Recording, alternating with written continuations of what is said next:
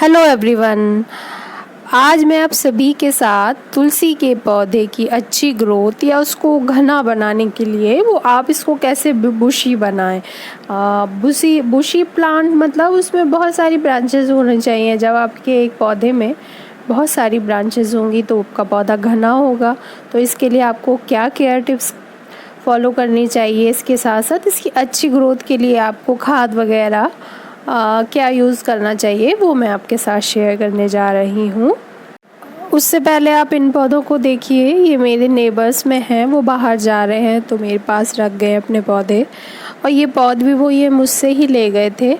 लेकिन ये पौधा हो तो रहा है, बड़ा तो हो गई ये पौध, लेकिन आप देखिए कैसे पतला सा एक ही शाख इसमें आई हुई है।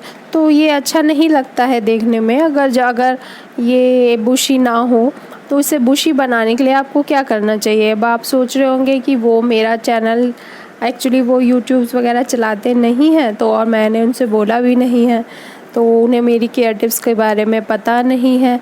लेकिन अगर आप एकदम सही टाइम पे रहते अपने पौधे की, जब आपने अगर नर्सरी से लेके आए हैं तो उसमें तो फिर भी मल्टीपल ब्रांचेस होती हैं।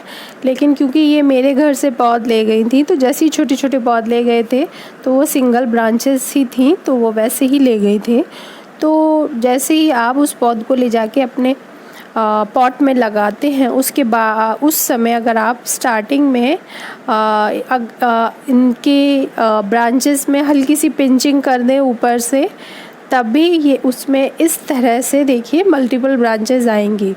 तो पौधे में मल्टीपल ब्रांचेस के लिए हमें प्रूनिंग या पिंचिंग करते रहने चाहिए, स्पेशली जब पौधा अपने ग्रोइंग एज में हो। नहीं तो इसी तरह से वो लंबा होके लेगी सा बन जाता है पौधा, अगर आपने इसमें राइट टाइम पे पिंचिंग नहीं की।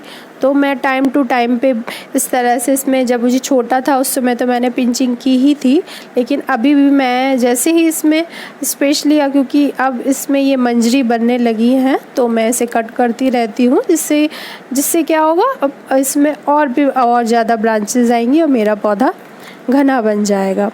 अब थोड़ी केयर टिप्स के बारे में बात करते हैं। आजकल तो बारिश रोज़ ही हो रही है लगभग, तो आप इसकी सॉइल ऑब्वियसली हमेशा वेल ड्रेन बनाइएगा और पानी देने का थोड़ा ध्यान रखिएगा, क्योंकि हम लोगों में स्पेशली हिंदू धर्म के अंदर रोज़ तुलसी माता में पानी चढ़ाने का एक रिचुअल है। तो मैं तो नॉर्मली जब बारिश होती है, ऑलरेडी जब बारिश का इतना अच्छा पानी मिल चुका है, और बारिश के पानी में क्योंकि नाइट्रोजन की बहुत अच्छी मात्रा होती है, तो बस ये आपके पौधों को भी बहुत अच्छी ग्रोथ करेगा, उसमें ग्रीनरी को बढ़ाएगा।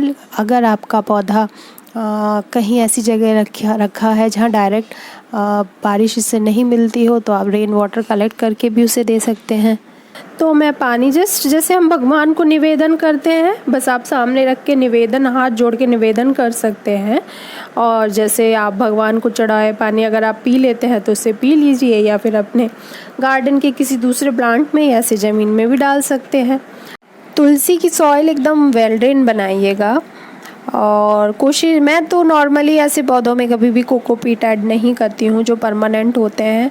मैं भी आपको दिखाऊंगी मेरे पास लास्ट ईयर की तुलसी, जो मैं आपके साथ पहले भी शेयर कर चुकी हूँ, इस समय वो कितनी घनी हो चुकी हैं। तो आप वेल ड्रेन सॉइल बनाइए। सॉइल प्रिपरेशन के टाइम पे अगर आप 10-15% अगर आपने इसमें कंपोस्ट दे दिया है, चाहे आप गोबर की खाद दें या लीफ कंपोस्ट दें या वर्मी कंपोस्ट दें, अगर दे चुके हैं तो तुलसी को और खाद की ज़रूरत बिल्कुल भी नहीं पड़ेगी। तुलसी जी को नाइट्रोजन रिच फर्टिलाइज़र देना चाहिए, क्योंकि इसमें लीव्स ज़्यादा होती हैं, इसमें इतनी फ्लावरिंग इतनी नहीं होती है। तो हमें ऐसी खाद देनी चाहिए जिसमें नाइट्रोजन की अधिकता हो। गोबर की खाद एकदम परफेक्ट है। आप इसके साथ साथ चाहें तो अगर आप लिक्विड फर्टिलाइज़र देना चाहें, क्योंकि स्पेशली इस समय ये पौधा ग्रोइंग एज में है, इस समय अगर हम थोड़ा सा इसे और स्पेशल केयर कर देंगे तो इसकी क्या होगी, ग्रोथ थोड़ी बूस्ट हो जाएगी। तो आप लिक्विड फर्टिलाइज़र गोबर की खाद या वर्मी कंपोस्ट का भी दे सकते हैं। मैं आज देने जा रही हूँ इसमें सरसों की खली का लिक्विड फर्टिलाइज़र। तो सरसों की खली में भी नाइट्रोजन जो होता है वो बहुत अच्छी मात्रा में होता है। और ये एक ऐसा फर्टिलाइज़र है जो आप अपने पौधे की हर एज में दे सकते हैं। इवन अगर आपने पौधा लगाते समय खाद नहीं दी है तो भी आपको सोचने की ज़रूरत नहीं है, बस आप सरसों की खली का लिक्विड फर्टिलाइज़र बना के इसमें दे सकते हैं। अब मैं आपके साथ कुछ अपने पुराने पौधे दिखाती हूँ। ये लास्ट ईयर के पौधे हैं, ये मैं आपके साथ इनको पहले भी शेयर कर चुकी हूँ, तो आप देख सकते हैं ये अभी कितने घने बन चुके हैं। ये वाला पौधा भी मैं आपके साथ शेयर कर चुकी हूँ। इसकी केयर टिप्स मैंने विंटर में एकदम ये सूख चुका था, अब इस पे भी मंजरी आई हैं। अब सब पौधे की मंजरी मैं एक साथ अभी कट करूँगी क्योंकि बारिश हो रही है और मैं गार्डन में उतर नहीं रही हूँ इस चक्कर में थोड़ा, क्योंकि वहाँ मिट्टी है और फिर थोड़ा सा अवॉइड करती हूँ। बारिश के टाइम पे होता ही है, कीचड़ नहीं तो पैर में लगती है। आप देख सकते हैं ये देखिए कितना घना हो गए हैं। ये जितने भी पुराने पौधे हैं मेरे तुलसी के वो काफ़ी इवन 4 फीट लगभग हाइट जाने मतलब हो चुकी है। ये कुछ नए पौधे उगे हैं और ये वाला पौधा पुराना है। और इसके साथ साथ अब और मैं दिखाती हूँ, ये देखिए ये वाली पौध भी पुरानी है, ये भी कितनी घनी एकदम फैल चुका है। और पीछे मेरा एक गुलाब का पौधा है और करी पत्ता का पौधा जो मैं कट कर चुकी हूँ, उसको पूरा कवर कर दिया है क्योंकि इसकी हाइट लगभग 4 फुट तक पहुँच चुकी है। तो तुलसी की अच्छी ग्रोथ के लिए आपको वेल ड्रेन सॉइल लेनी है, आपको ओवर वाटरिंग का ध्यान रखना है और आपको टाइम टू टाइम मंजरी को ज़रूर कट करना है। अगर आप मंजरी को कट नहीं करेंगे तो क्या होगा, मंजरी सूखेगी तो उससे वो डाल भी सूखने लगेगी और आपकी तुलसी की ग्रोथ में थोड़ी सी प्रॉब्लम वहाँ हो सकती है। तो बस ये 2-3 बातों का अगर आप ध्यान रखें, फुल डे सनलाइट में रखिए और बारिश के टाइम पे उनको बारिश का पानी पूरी अच्छी तरह से भीगने दीजिए, तो बस आप देखेंगे आपके पास तुलसी का पौधा इसी तरह से सालों साल हरा भरा बना रहेगा। इसके साथ साथ आप रेगुलरली गुड़ाई भी करते रहिए और नीम ऑयल का स्प्रे कर सकते हैं क्योंकि आपको थोड़ा बहुत प्रॉब्लम देखने को मिल सकती है तुलसी में बारिश के टाइम पे।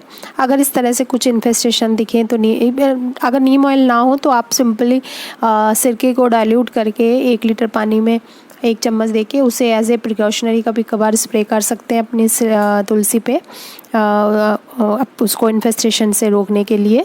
तो अगर आपको मेरा ये वीडियो अच्छा लगा तो please like share and subscribe my channel. Video को लास्ट तक देखने के लिए थैंक यू सो मच।